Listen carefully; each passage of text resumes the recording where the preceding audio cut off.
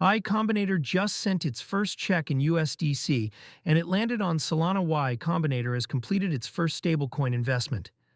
The accelerator sent $500,000 in USDC to Totalis, a prediction market derivatives startup, with the transaction settling on Solana. It is the first time in YC's 20-year history that funding has moved on-chain rather than through a wire transfer or ACH. From announcement to on-chain receipt, YC telegraphed this in February 2026, when visiting partner Namil Dalal confirmed that the spring 2026 batch would have the option to receive their standard $500,000 allocation in Circle's USDC. Stablecoins is one of the key pillars for us, Dalal said at the time. We just want to live and breathe that as well. The program lets founders choose between traditional fiat and USDC, regardless of whether they're building crypto products. Recipients can select their chain, Ethereum, Solana, or Base. Totalis picked Solana, and the transfer was hosted through Ramp. What was a policy announcement 2 months ago is now an on-chain fact. That distinction matters. Dozens of VC firms have said they're exploring stablecoin disbursements. YC is the first legacy accelerator to actually execute one. What Totalis is building, Totalis positions itself as a derivatives layer for prediction markets. The platform lets traders construct multi-leg combinations across categories, markets, and venues, spanning geopolitical events, crypto, and sports. Think of it as option-style composability for the prediction market stack, where a user can build structured positions rather than placing binary yes-no bets. The $500,000 seed round, with YC's participation, funds this core product. By receiving the capital in USDC on Solana, Totalis avoids the multi-day settlement and intermediary costs of international wires. For a startup building on-chain, the capital arrives in the same format it will be deployed in.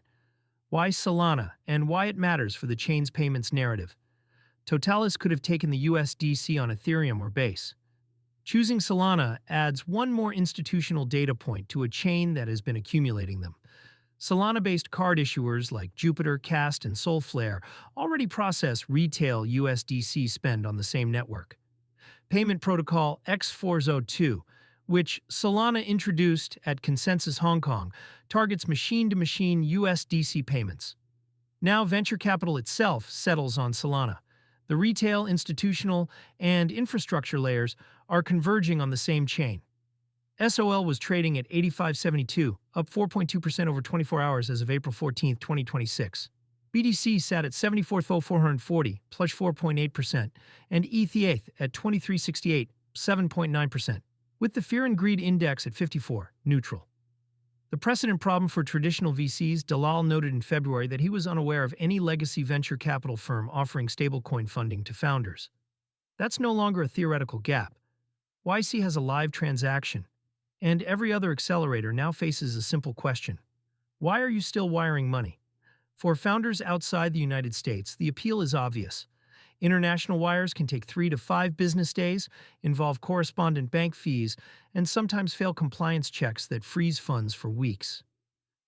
USDC on Solana settles in under a second with sub-cent fees. YC's move also has a regulatory tailwind.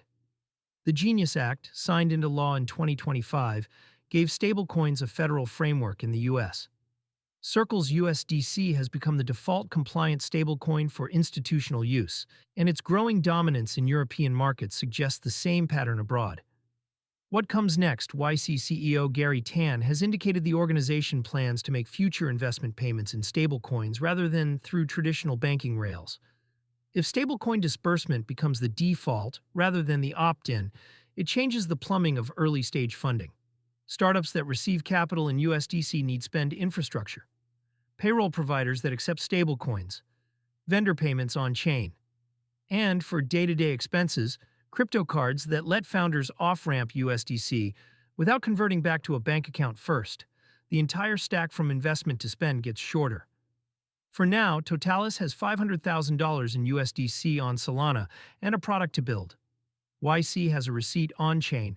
The next spring 2026 batch companies deciding between Wire and USDC will have one less reason to pick the Wire.